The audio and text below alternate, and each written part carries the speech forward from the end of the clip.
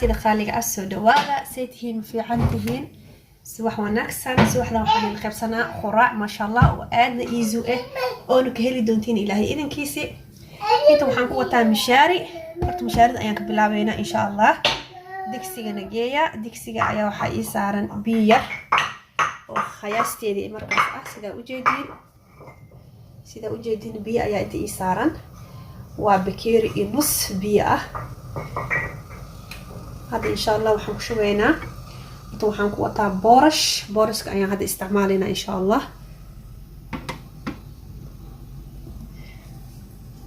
بورش